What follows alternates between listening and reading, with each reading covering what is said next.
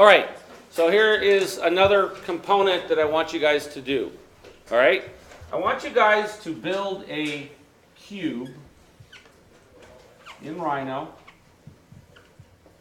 We're going to make it 30 foot by 30 foot by 30 foot. Okay? And I would like you to put a window on 3 sides. Okay? So this side, and then one on this side. All right? So the window, all 3 of them will be identical. The windows are going to be 15 feet wide and 15 feet tall. So 15 by 15. And you're going to do this in Rhino. So this faces south, this faces west, that one faces east. Okay? Good so far? Okay. Now, what you guys are going to be doing is putting an overhang on the faces to show me how big the overhang will have to be in order to block out the sun at 3 time periods. Okay? Sure. I said you guys are going to put an overhang that will completely block the sun from getting inside of the house during 3 time periods. Okay? One of them will be at the summer solstice. Actually, it's going to turn out to be a total of 12. Okay? So 12 time periods. So one of them is going to be in summer. And the 3 hours that I want you to use are 1 hour after sunrise, solar noon, and 1 hour before sunset. Okay? Then you're going to do the same thing for winter. And then you're going to do the same thing for spring and fall. Please note that spring and fall are the same. But so you'll basically do it twice. Okay, so let me see if I write that so that, because I could tell there's like puzzled looks. So 3 times of the day are easy enough to do, right? 1 hour after sunrise. Okay? Solar noon, not 12 o'clock, solar noon.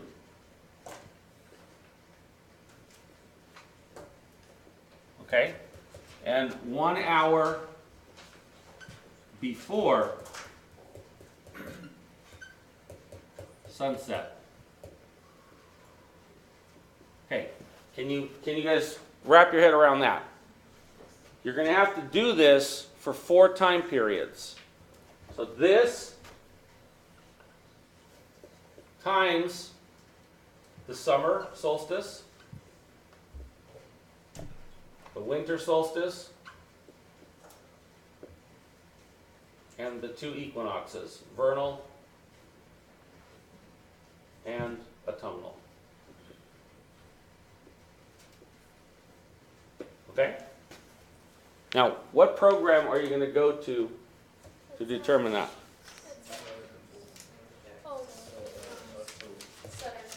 Sun Earth Tools. Sun Earth Tools is the one that will give you that information. Okay? This is going to be modeled in Rhino.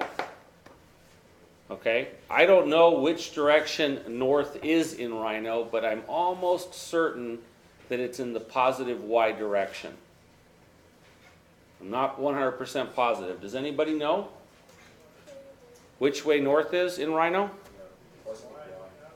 Positive Y, so I was correct. Okay, good. So positive Y is north. What's that make negative Y? South. What's that make positive X? Correct. And so negative X is going to be west. Okay? So I'm going to assume, I don't know if this is true, that somewhere in Digital 1 or Digital 2, that they showed you how to turn the sun on and cast shadows. Okay? So that's part of what you're going to have to do is you're going to have to figure out, right, how big does the overhang have to be in order to block the sun out at that time. And you can actually set Rhino up, right, so that you tell it this time of day and it'll put the sun where it's supposed to go. Yes? The overhang is like one overhang, one size for all of them? No? Different size. Mm-hmm.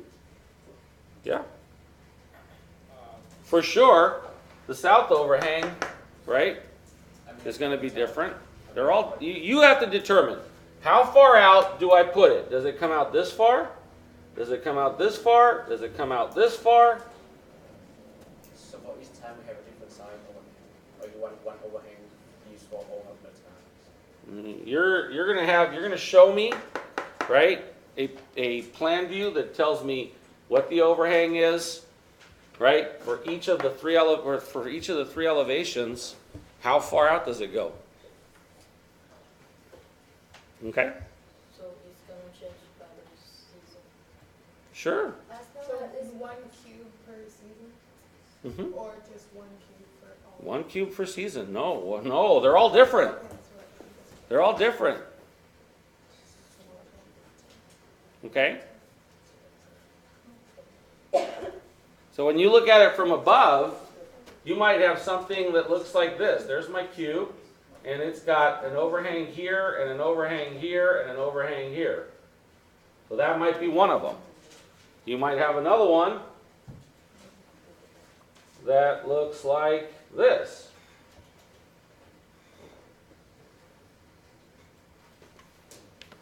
You guys have to discover how far out do these things need to go to allow no sun at those 3 times of day. 15 by 15, the cube is 30 by 30. You only have windows on 3 sides. See, intuitively, I know that Jeff, myself, and Hero already know the answer to some of these. We're not going to say it, though.